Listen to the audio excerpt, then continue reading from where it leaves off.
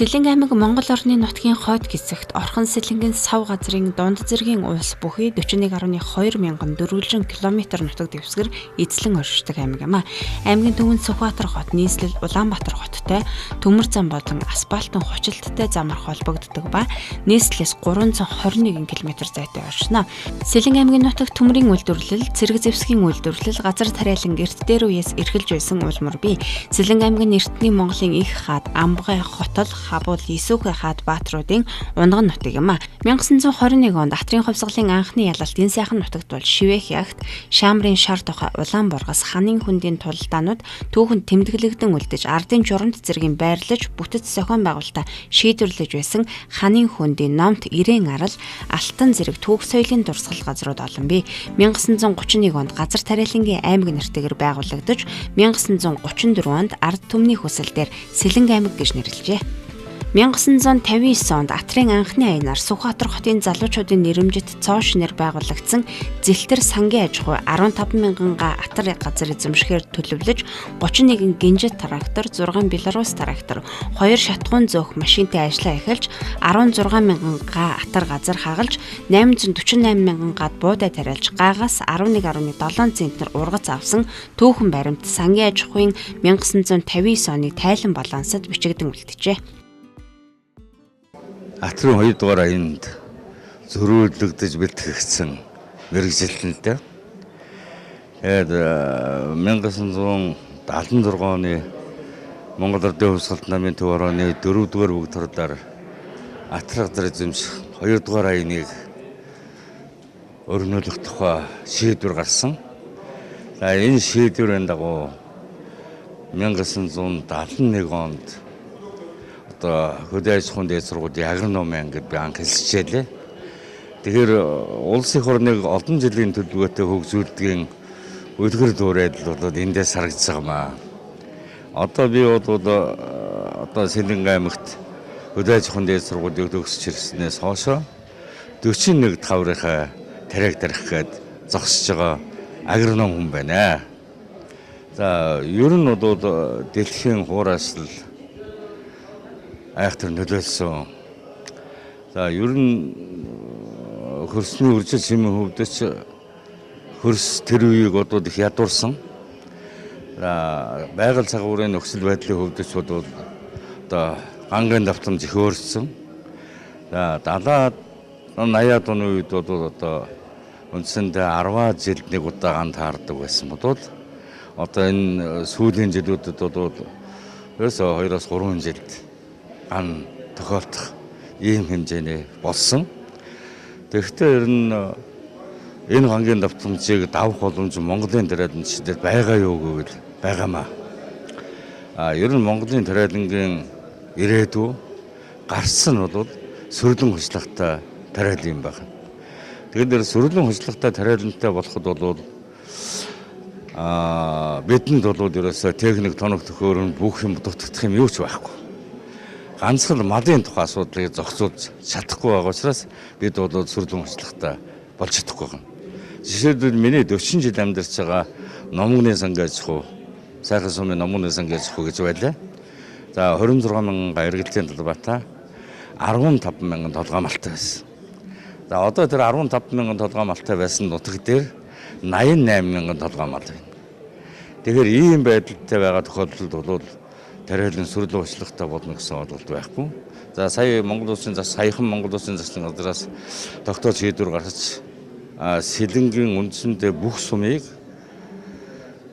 бүх багийн нутгийг одоо сүүрэн малгаж газар тариалангийн мөс нутг болгох шийдвэр гаргасан. Зүгээр энэ шийдвэрийг хэрэгжүүлнэ гэдэг бол үүнд одоо хэцүү. Хэрвээ энийг хэрэгжүүлж чадахгүй бол одоо Монголын газар тариалангийн үйлдвэрлэл энэ одоо түүч явуулсан Сэлэнг нутагт л энийг хэрэгжүүлж чадахгүй бол Монголын ард түмэн өлснө. Ер нь хөрсний элэгдэл, эвдрэл энд бол мал маш их нөлөөтэй байдаг. Өөрөөр хэлбэл мал тариалангийн талбайд өвөл хавар намар зэн бэлтснээс болж хөрсний бүтэц алдагдаж элэгдэл эвдрэлд орох нь бүр хурдсдаг. Ийм учраас бид бол энэ тогтоол шийдвэрийг хэрэгжүүлэх талаар одоо биелүүд хатлаар яам тусгай газар тэгээд одоо төрийн орон нутгийн байгууллагууд иргэдийн хурал, багийн нийтийн хурал гэдэг ингээд бүх шатны байгууллагууд тариаланчид бүгдээр одоо маш сайн ажиллах хэрэгтэй. Ингээд хэрвээ ажиллаж чадахгүй юм болвол энэ одоо сүүрэн бодлогын мадаж хүн бүс нутаг болгож чадахгүй юм болвол одоо Монгол улсын хүнсний бүтээгдэхүүнээ 60% үйлдвэрлэж байгаа сэлэнгийн хувьд бол одоо үүнд асуудал хүнд болно. Атар газрын эзэмшсэний өвөн одоо 40-50 жилийн өгөр Сэлэнгэ аймаг 40 жилийн өгөр хөдөлмөрийн гавийн Улаанбаатар 50 жилийн өгөр Сүхбаатар хотгоор шагнагдсан түүх байт юм байна. Тэгэхээр Атрын 60 жилд Сэлэнгэ аймгийн тариаланчид ариун их хугацаар бэлэг барих болдгоо. За тэгээд мөн одоо Сэлэнг аймаг Монгол улсын Баатар аймаг болох өдзөтэй өрөөдөг өргөн дэвшүүлье. Яагаад бид Баатар аймгийн тариаланчид байж болдгоо юм гэж бодогдоод байдаг болчихлоо.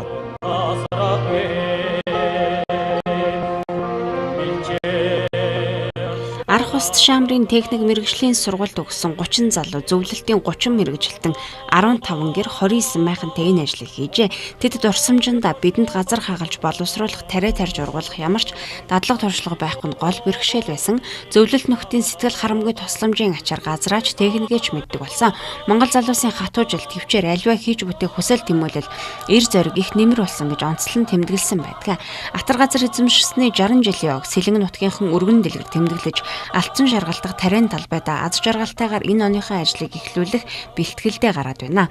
Ажил хийвэл ам тусддаг сайхан хөдөлмөрч зан чанарыг өөрсдөө бий болгож чадсан Сэлэнг нутгийнхан Атрын 60 жилийн онеэлтэнд Ахмад тариаланчтай хүндэтгэл үзүүлж дурсамж дүүрэн нэг өдрийг Сэлэнг аймгийн төв Сүхбаатар хотноо өрнүүллээ. Энэ түүхэнд байгаагүй үйл явдал болж байгаа. Мэдээд цаашдаа 70 жил, 80 жил, 90 жил, 100 жил гээд явна. За энэ 60 жилийн холбоотой нэг нь 60 гэж бид ярьдаг тийм ээ. Өнөөдөр хөдөлмөрийн баатруудаа, гавьяатуудаа, энэ тариаланчтай, улсын аваргуудаа, энэ газар тариалантай холбоотой бүх хүмүүсээ цуглаж бид энэ 60 жилийн нээлттэй ямар ч хэлсэн хийлээ. Энэ цаг мөчөөс эхлээд одоо бид энэ жилийнхээ хугацаанд энэ ойгоо яаж тэмдэглэн өнгөрүүлэх вэ гэдэг тал дээрээ бас бүгд хамтарч ажиллах зөвлөгөөнөө бас хийж байна. За бидний хувьд бол 350 мянган эргэлтийн талбайтай Сэлэнг аймаг. Мөн үнээс 170 мянган гадна одоо тариалалтай хийнэ. За бид өнөөдөр ямар арга хэмжээ зохион байгуулах уу, хийх үү гэдгээсээ илүү найр наадам, цуглаан зөвлөгөөнөө олон хийхээс илүү хамгийн гол нь бидний зорж байгаа ганц бодлого маань 60 жилийн ойгоо ухтаж бид ямар хэмжээнд өндөр урах завх вэ гэдэг дээр санал бодлоо солилцож ярилцж байгаа. За үүний нэг жишээ нь бол бид нар ус цаг уур орчны шилжгээний газартайгаа хамтраад Сэлэнг аймаг маань өнөөдөр хуурайлт ихтэй байна. Түүмэр маш ихээр гарч ийн. Энэ дээр хүн үз их ажиллаж байгаа. Энэ юуг илэрхийлээд байна вэ гэхээр хөрсөнд хуурайлт ихтэй байна. Инхээр бид одоо энэ цаг уур нөхцөлтөө тохируулаад яаж энэ жилийнхаа тариалалтыг эхлэх вэ гэдгийг хамгийн гол асуудал. Одоо Сэлэнг аймгийг бол энэ Атар газар хөдөө аж ахуй газар тариалангүйгээр бол төсөөлхийн аргагүй Монгол улсынхаа одоо стратегийн одоо гол аймаг гэж би хувьдаа боддог. Үр тарианы 60 хүртэлх хувийг дангаараа хангаж байгаа аймаг. Мөн одоо төрийн одон төлөвлөрийн гавьяаны хошоо одонтой, Сүхбаатарын одонтой төрийн 3 одонтой аймаг Монгол улсад ганцхан Сэлэнг аймаг байна. Бид нар энэ нэр төрөө бодох ёстой. Одоо энэ 60 жилийн ойдоо бид ургац үр тариа хүнсний ногоо, нарийн ногоогоо одоо бид яаж одоо өндөр түвшинд өндөр ургац авах вэ гэдэг дээр санал бодлоо солилцож 60 жилийн ойдоо барих бэлэг маань одоо тэр л байх юм да. За нийт тариаланчтай Монгол улсад Атар газар эзэмсэний түүх 60 жилийн баярын мэндийг хүргье. За манай Сэлэнг аймгийн төшиг сум буюу Зэлтрийн сангийн аж ахуй Монгол улсад 4 сангийн аж ахуй сайд нарын зөвлөлийн одоо тогтоолоор байгуулагдсан. Тэрний нэг нь бол манай Зэлтрийн сангийн аж ахуй байдаг. Тийм учраас бас Зэлтрийнхаа анхдагчид болон 2 дахь хаяны, 3 дахь хаяны төлөөллүүдээ Атар 60 жилийн баярын мэндийг хүргье. Бүх сумдуудаараа Атар 60 гэсэн энэ туг хүндэтгэлийн дэвтэр аялж байгаа. За энийг бол манай түшиг сумаас эхэлж байгаа. Тэгээ энэ анхдагч нь болж байгаа нь анх л одоо Сэлэнгэ аймагт анхны шанг татсан сум сангийн аж ахуй гэдгээрээ л одоо манайхаас эхэлж байна да. Энэ Атар 60 гэсэн тугийг аялж нээлтийн ёслолын ажиллагаанд анхчилжийн туг аялж энэ бол тариаланч бид бүгдийн бахархал сум орны нутгийн төмөн олонний сэтгэлд бол үе мөнгөд адаатай бахархат нэгэн түүхийн маань үргэлжил анхны Атрын сангийн аж ахуйн Атрын шанг дат захмдуудынхаа хойч үе болцоо залуу тариалан бидний хувьд бол энэ их бүтээн байгуулалтын удам өгсааг таслахгүй хүн цаашид их ариун их ургацтай, ариун их хөдөлмөрийн амжилттай байх эхлэлийн маань юмаа гэж бодож байна. Энэ бол 60 жилийн түүхэндх их хариуцлага үүрсэн ахмадуудынхаа үргэлжлэл болж энэ их хариуцлагыг өөртөө тариалан нөхдийн хамт үүрж их ариун хураахыг бодож байгаа юм да. Манай төчсөн бол газар зүйн хувьд бол маш их сайхан тохиромжтой одоо уул ус өрн бор хөрсөн нь бол их дийлэнх үржилжийн сайтай цагуурын хувьд бол их ой хэр ус хол ихтэй бас үржилшин бол сайн чиглэг уур амьсгал голдсон юм сайхан нутгийн өгөөжтэй нутгал да.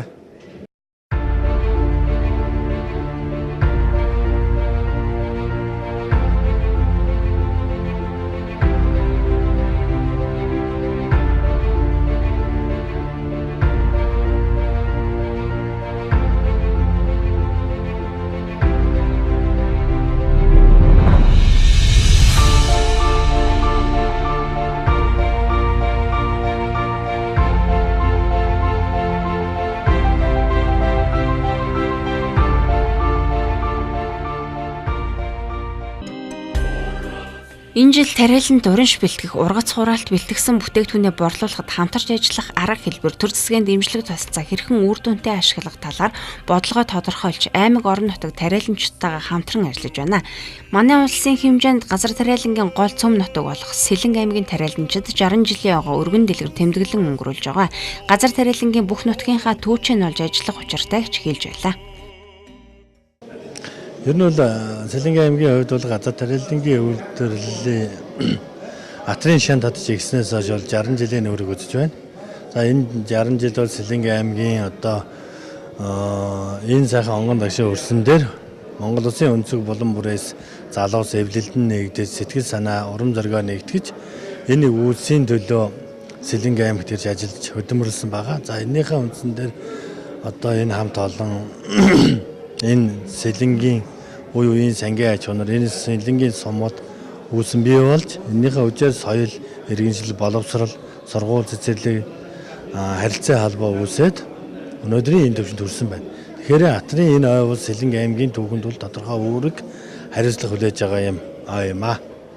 Тэгэхээр сэлэнгчүүд энийг маш ёслол төгөлдөр тэмдэглэн өнгөрүүлэх ёстой. Энийх өрөнд аймгийн засдар шархуугийн оргилын захирамж гарган ажлын хэсэг ажиллаж за тариаланчид сум орныхоо ард иргэдээс санал одоо хүсэлтийг аван ажлын хэсэг ажиллаж тодорхой ажлууд хийгээ төлөвлөсөн байгаа. Энэ бол жишээ нь одоо хөрөнгө мөнгө цуглуулах, за дараа нь бүтээлч ажлуудыг хийх, за дараа нь хүмүүсийг алдаршуулах, түүхэнд бичиж үлдээх гэсэн тодорхой ажлуудыг шаталтаагаар хийгээд төлөвлөн ажиллаж байгаа. Улсын зөвлөгөө болсон улсын зөвлөгөөн дээр хүн зүйтэй хөнгө үйлдвэрийн яамны сайд улаан сайд маань тодорхой ажлуудыг бол хийхээр төлөвлөсөн байгаа. За тэрийгээ би орон нутагт яаж хэрэгжүүлэх вэ? Энэ тариалал дэмжигсэн хүн зүйтэй хөнгө үйлдвэрийн яамнаас олгож байгаа энэ боломжуудыг Сэлэнгэ аймагчууд яаж ашиглах вэ? Энийг одоо тариаллын зөвлөгөөндөө бид ярилцаж энээс одоо тодорхой хэмжээнд бид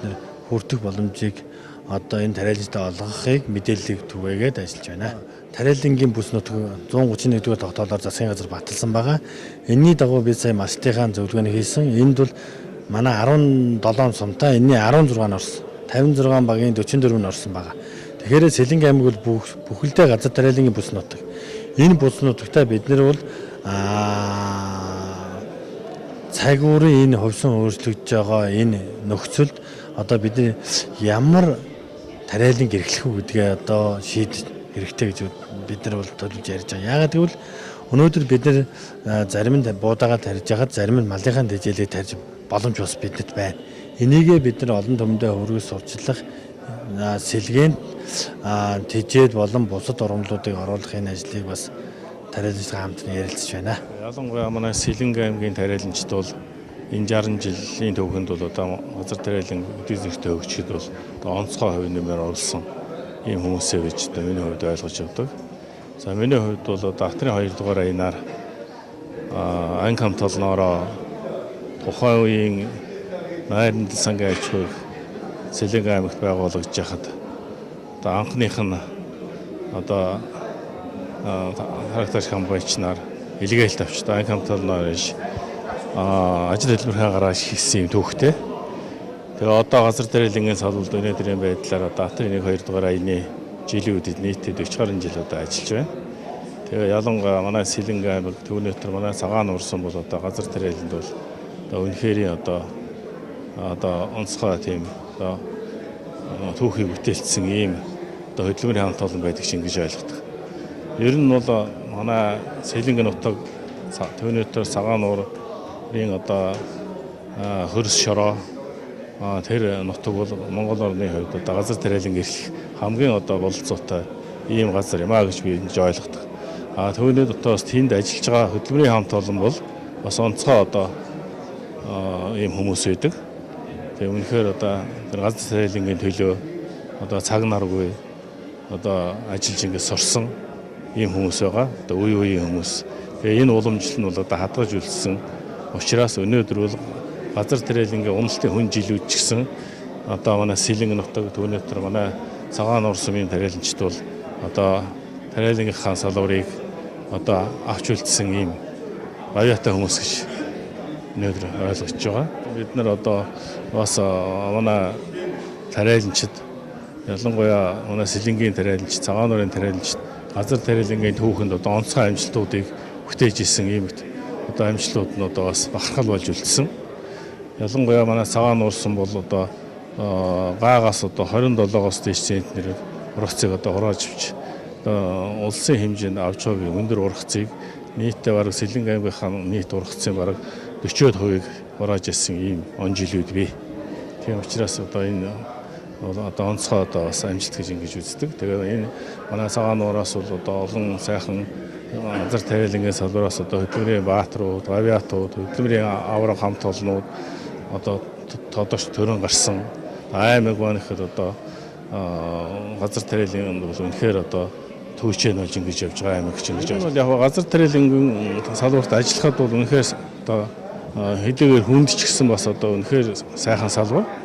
Тэгээ одоо бас нэлийн хөдөлмөр шаардсан, одоо цаг хугацаа шаардсан, нарийн цаг хугацаа, нарийн технологитой ингэж явдаг салбар. Тийм учраас залуу тариаланчдууд одоо ялангуяа ахмад тариаланчдаас суралцах, за өнөөгийн одоо цаг уурын нөхцөл одоо бүх юмтайгаа уялдуулж одоо энэ шин технологиг одоо сайн суралцаж одоо залгамжилж ингээд сайн ажиллах шаардлагатай.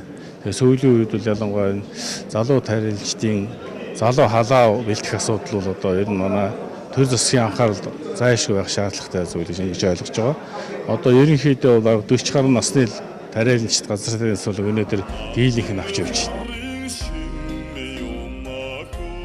2019 он Сэлэнгэ аймгийн үр тариа төмс хүнсний ногоо эрхэлдэг аж ахуйн нэгж иргэд 172.5 мянган га талбай тариалалт хийхээс 145.9 мянган гад үр тариа, 12 мянган га тэжээлийн ургамал, 70.5 мянган га тосны ургамал, 2787 га төмс, 2902 гад хүнсний ногоо тариалалт хийж 202.5 мянган тонн үр тариа, 24 мянган тонн тэжээлийн ургамал, 6 мянган тонн тосны ургамал, 33.4 мянган тонн төмс, 34.8 мянган тонн хүнсний ногоо тус хураан авахар төлөвлөж, улсын хэмжээнд хэрэгцээ үр тарианы 50%, төмсний 23%, хүнсний ногооны 32%-ийг дангаараа үйлдвэрлэх боломж сэлэнгчүүдэд байгаа юм а.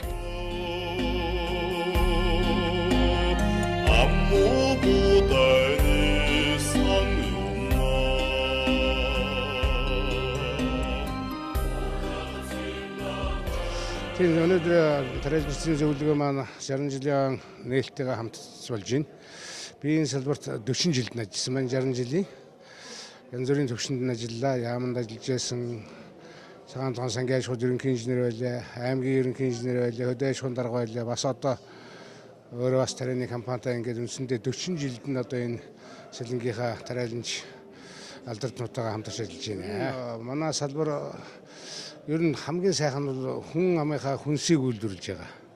Байгаль экологт хамгийн ээлтэй одоо ер нь ямар ч ургамал ургах тусмал одоо энэ чигийг татдаг. Энэ утгаараа бол их тийм буянтай сайхан одоо үйлдвэрлэл хүн одоо хоолдог гэдгээр ямар нэгэн дарамт шахалт байхгүй. Алтны үйлдвэрлэгчдэр бол одоо хажуудлын малчнаас очиод одоо бас энэ зүрийн юм ярьдаг. Тийм үү тариаг бол одоо хүн болгон тэгдэг. Талх тариа дандаа өсгчээд үржүүлж яадаг учраас энэ их сайхан. Тэгээд тэр тусмаа сайхан ургасаваад хүн ардаа ингээд нэг одоо энэ чинь би ихний 500-аар тарьдаг хүн л дээ. 1000 тонн удаа авдаг одоо энэ 1000 тонн шиг би идэхгүй төмөнтэйгээ одоо хоолоо билж гэж бодсон. Энэ их сайхан. Хүнд үе би манай салбар бол үндсэндээ байглаас харьцсан одоо хараат. Хүний хүчин зүйлээс одоо шалтгааллахгүйгээр бид хэдий сайхан зүтгэсэн ч гэсэн одоо бас байгалыг одоо өнөөдөртөө захирж удирдах чадахгүй байна. Тэгэхдээ хүний хүчин зүйлээс аль болохоор тэр байгалийн хүчин зүйлийг эрсдлийг багасгахын тулд хүмүүс одоо сайн ажиллаж сүүлийн үед одоо технологиудад их шинжлэгдсэн 3 дугаар энэс хойш үндсэндээ технологи. Дэлхий бол одоо Америк, Канада, Герман технологи гэдэг юм байна. Манай Монгол тэр технологи нь бол ороод ирчихсэн. Тэр техник технологиуд нь ороод ирчихсэн. Харамсалтай нь тэр нөгөө нүүдэлчин соёл иргэж нөгөө мал одоо малчтынхаа хоорондын зөрчдөөс болоод тэр технологи бүрэн хэрэгжихгүй. Энийг юутай холбож ярьж байгаа хүмүүс одоо ойлгохдоо юу гэдгийг одоо та бүхэн шиг одоо салбарын биш улсууд бол нэг ургасан тариаг нэг хідэн мал олч идээл энэ хоёр хоорондоо зөрчилдөд байгаа юм мэт ойлгож иж болох. Гэтэл ерөөсөө богшоо энэ газар тариалангийн салбарын чинь технологи гэдэг юм нь энэ малаас болоод хэрэгжихгүй. Яагаад тэгэхээр тэр сүрэл гэдэг чинь хэрчээ цасаад хайшдаг байхгүй хөрсөндөө. Нөгөө технологи. Тэгээд тэр нь одоо 20-оос доош см сүрлэн хушлаг талбайдаар үүсчихээр нөгөө хөрс чинь үржин шимэн сайжраад нөгөө салхины, нарны бусад одоо элэгдэлд нөгөө хөрс маань орохгүй. Үржин шим сайжрах. Тэгээд нөгөө манай малчны хөрхөө өвөл нөгөөт гişн 20 см-ээр 2 см үүсэхгүй нөгөөт нь идэж байгаа. Ийм учраас энэ малчид тариаланчдын одоо зөрчилгээд ингээд энэ эрчимцэн аж ахуй гэдэг юм руу орж байгаа байхгүй. Тэгжээж эрчимчний гэхээр тариаланчд бол тарианыхаа талбайг хаший, малынхаа тоог цөөлий, тэр мал нь эрчимцэн бай. 10 үхрээс авдаг байсан ашиг шимээ 5-аас авдаг болъё гэдэг энэ бодлого руу явж одоо засгийн газрын 131 дугаар тогтоод гарч одоо өнөөдөр энэ 60 жилийн одоо босгон дор дараагийн жилийн эхэн дээр энэ одоо эрчимжсэн бүс нутгаар манай Сэлэнг аймаг зарлагдсан. Тийм учраас Сэлэнгд бол намайг одоо 79 би 1987-аас 89 онд энэ аймгийн ерөнхий инженер хэлтсийн дарга байлаа л дээ. Тэгэхэд хамгийн их 88 онд 326 мянган тонн үрдэрээ авч ирсэн. Тэгэхэд Сэлэнг аймаг 500 мянган толгой малтай байсан. Сүүл би 2009-оос 16 онд аймгийн хөдөө аж ахуйн даргаыг хийж яхад нөгөө тарьдаг 305 мянга эргэлзээний төлбөр 150 мянга тарьдаг нь хэвээрээ мал маань сая 500 болсон. Талбай нэмэгдээгүй.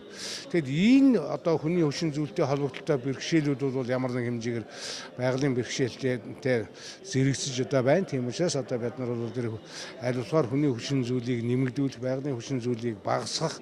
Тийм учраас энэ эрчимцэн технологи хэрэглээд тэр одоо хөрсөнд 20 см сүрлэн хушлага үүсчих юм бол ямар ч гантай байсан тэнд байсан нөөц чиг мань хэвээр байгаа юм шүү дээ. Тийм учраас энэ бол хүний хүчин зүйлийг өндөсүүлж байгалийн хүчин зүйлийг багасгаж байгаа ийм зүйл байгаа цаашдаа ийм юм руу яваа гэж ингэж одоо бодож байна. За энэ жилийн хөлбөр онцлог яагаад тэгэхээр тэр юу онцлог байна гэхээр энэ жил Монгол улсад Атар газар дэвшүүлж 60 жилийн бидний ургацсан урааллын дараа тэмдэглэж байна. Өнөөдөр энэ баярт одоо үйл том үйл явдлыг одоо угтаж Сэлэнг аймгийн тариаланчид газар тариаланда кэр зэрэг анхаарал тавих уу хүн бүхэн тариалан сэтгэлтэй газар шороонд хайртай хүн бүхэн ямар одоо зорилттой хөвчүүлж ямар хөлөг барахаа гэдэг одоо тооцож өгönж байгаа. Газар тариалангийн чиг хандлага бол энэ жил яхан одоо шууд ингээд ярихад бол одоо жоохон хураашилтай байна. Салхи шуурга ихтэй одоо үндсэн газрын чиг юм одоо тэгээд энэ тохируулсан технологи манай Сэлэнг аймагт зайлшгүй чухал шаардлагатай энэ технологиг одоо хөрс одоо тухайн орон нутагт одоо хэрэгжилж батвал манай Сэлэнг аймагт тэргүй ариун их ургацаар бэлэг бараханд амжиггүй гэж ингэж сэтгэл өрн байна. Газар тариалангийн салбарт улсын хэрэгцээд үр тарианы 60, төмсний 28, хүнсний ногооны 36, байгалийн хадлагын 20 шахам хувийг үйлдвэрлэж, үр тариа хадлагаар улсдаа тэргүүлдэг юм а.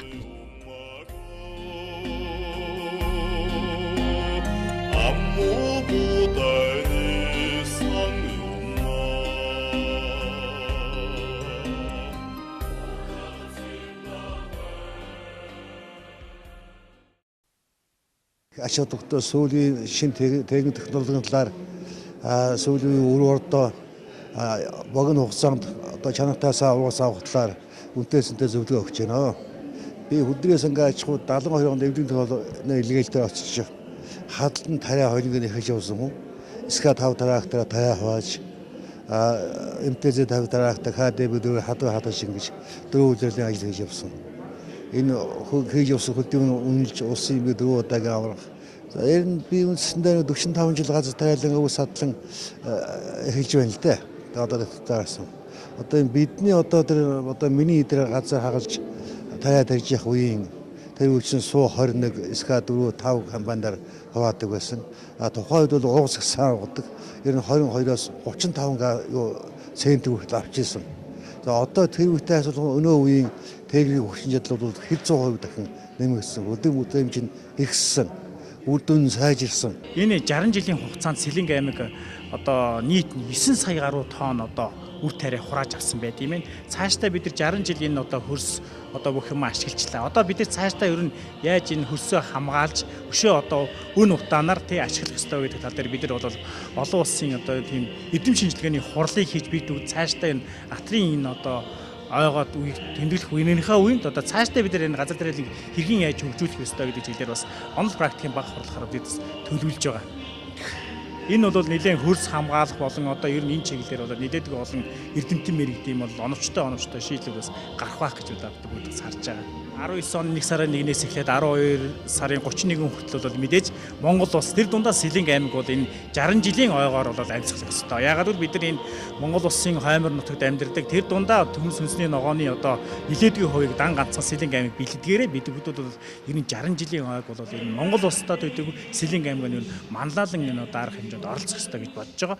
Тийм учраас ер нь одоо зөвхөн тариаланчдын баяр биш, зөвхөн атарчдын баяр. Энэ бол Сэлэнг аймгийн нийт иргэдийн Сэлэнгийн гэсэн бүх хүмүүсийн баяр байх талаар бид бүгд энийг төлөвлөн ажиллаж байгаа. За ер нь бол тариалангийн салбарт бол одоо засгийн газраас одоо атрын 1 2 за тэр тусмаа 3 дугаар аяны хүрээнд бол одоо манай тариаланчдын бол техник технологи одоо бусад юм бол маш сайжирсан. Ялангуяа сүүлийн үеийн одоо хүчирхэг техникүүд бол 3 төш улс орноос ирж манай одоо газар тариалангийн салбар бол нэлээд тийм өсрөнгөө сайн хөгжсөн байгаа. За энэ дээр бол бас манай одоо Монгол Улсын засгийн газраас тэр одоо хүн зүйтэй чихэн яамнаас жил болгон одоо тариаланд нь дэмжиж одоо шатхууны зээлээр олж ийн үрийн хөнгөлөлтөй олж ийн засгийн газраас бол нэлээд харж үзэж байгаа. За тэр дотор бас одоо тариалангийн талбайн одоо тариалсан урс тутам гадны 1 тонн тутам дээр одоо урамшуул болгож байгаа. Гинтэй адилхан бас одоо зөвхөн тариаланчтай биш. Төмс хүнсний ногоо тариалж байгаа одоо ногоочд хүнсний ногоочд болон дээр одоо төмс хүнсний тариалж байгаа. Тэр хүмүүст бас энэ гаад тутамд нь ч гэдэг юм уу. Эсвэл одоо авсан уралцсанд нь юм уу бас засгийн газраас энэ урамшууллын асуудлыг бас бодох нь зөв хэрэг байна. Одоо яагаад гэвэл төмс хүнсний ногоон дээр урамшуул бас олгодог системийг одоо бас судалж цааш нь оруулаад бас манай аймгийн хувьд бас манай аймгийн ард иргэдэд бол нэлээд хэрэгтэй ажлын нэг байгаа. Энийг ч гэсэн манай ард иргэдэд байнга л бас ярьдаг. Яагаад гэвэл тариаланчдад урамшуул олгоод он чинь ногоот ч урамшуул олгох гэдэг асуудал. Энэ дээр ч бас манай одоо төр захиргааны болон холбогдох хүмүүс бас энэ талаар уламжилж ярих байхаа гэж бодож байна. Сэлэнг аймаг атрын 1 2 3 дугаар аяыг улсдаа манлайлж түүчилэн хэрэгжүүлсэн 3 үеийн атарчдын үлгийн нутаг юм а. Атрын 3 дугаар аяыг аймаг сум сангийн аж ахуй удирдан зохион байгуулж байсан үеийн удирдлага сангийн аж ахуй ерөнхий мэргэжилтнүүд шийдвэрлэх үүрэгтээ оролцсныг мартах учиргүй. Атар эзэмших аяыг бүх нийтийн үйл суулганд зохион байгуулж чадсан амжилтанд хүргэснийг ямагт санаж ажиллах учиртайг Сэлэнг аймгийн хүнс хөдөө аж ахуйн газрын дарга хэлж байсан юм а.